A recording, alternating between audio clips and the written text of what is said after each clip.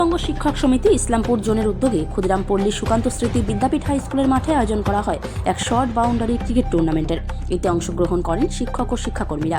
নিখিলবঙ্গ শিক্ষক সমিতির জোন সম্পাদক জয়ন্ত দে জানান, হাই স্কুল ও প্রাইমারি স্কুলের শিক্ষক ও শিক্ষাকর্মীরা এই খেলায় অংশগ্রহণ করেছেন। তিনি আরও বলেন, 23শে জানুয়ারি উপলক্ষে প্রতি বছরই এই খেলা আয়োজন করা হয়, তবে কোনোবার ভলিবল, কোনোবার ক্রিকেট আয়োজন করা হয়। এবছর শর্ট বাউন্ডারি ক্রিকেট টুর্নামেন্টের আয়োজন করা হয়েছে। নিখিলবঙ্গ শিক্ষক সমিতি ইসলামপুর জোনাল কমিটি পরিচালনা দীর্ঘদিন ধরে আমরা শিক্ষক শিক্ষাকর্মীদের নিয়ে হাই স্কুলের মোটামুটি এবং প্রাইমারি স্কুল তাদেরকে নিয়ে আমরা একটা 23শে জানুয়ারির দিন থেকে একটা অনুষ্ঠান করেছি। অনুষ্ঠান বলতে খেলা। এত বছর আমরা ভলিবল করে আসছি, এই বছর আমরা শর্ট বাউন্ডারি ক্রিকেট টুর্নামেন্ট করছি। কারা অংশগ্রহণ করেছে?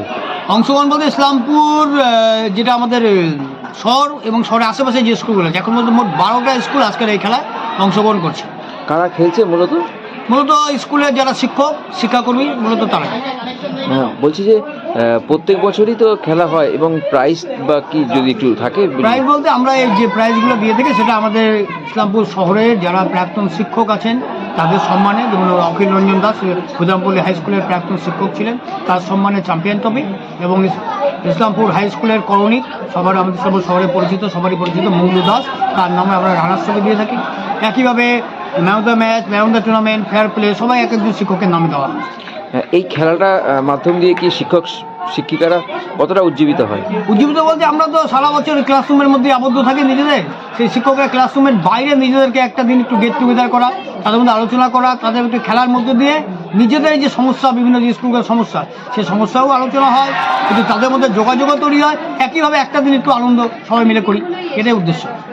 আপনার নাম এবং কি পদে আছেন? আমার নাম জয়ন্ত দে, আমি এবিটি ইসলামপুর জোনাল কমিটির সম্পাদক।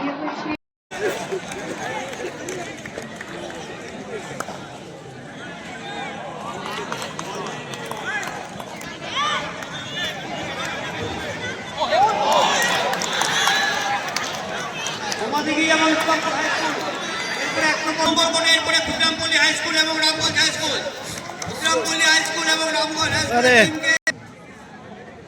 খাওয়া করতে বলছে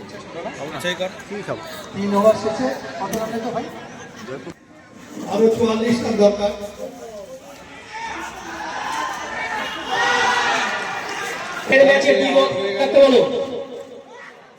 ক্ষুদিরামপল্লী হাই স্কুল এবং রামগঞ্জ পতন ঘটলো।